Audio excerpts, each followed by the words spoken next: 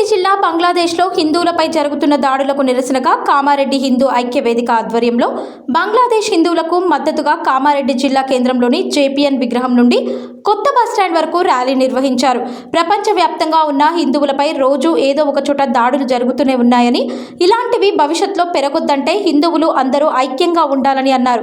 హిందువుల సంఖ్య రోజురోజుకు తగ్గుతుందని, భవిష్యత్ తరాల కోసం ఒక్కో జంట 3 పిల్లలను కనాలని అన్నారు. ఇప్పుడు హిందువులు ఐక్యంగా లేకపోతే దేశ విభజన నాటి పరిస్థితులు పునరావృతం అవుతాయని వాపోయారు. కరోనా సమయాల్లో బంగ్లాదేశ్లో అనేక సహాయక చర్యలు చేపట్టడమే కాక వేల మందికి అన్నం పెట్టే ఇస్కాన్ సంస్థను బంగ్లాదేశ్ ప్రభుత్వం నిషేధించాలని చూస్తుందని అన్నారు. నోబెల్ అవార్డు గ్రహీత యూసఫ్ పాలనలో హిందువులపై దాడులు ఎక్కువయ్యాయని, ఆయన నోబెల్ అవార్డును వెంటనే రద్దు చేయాలని డిమాండ్ చేశారు.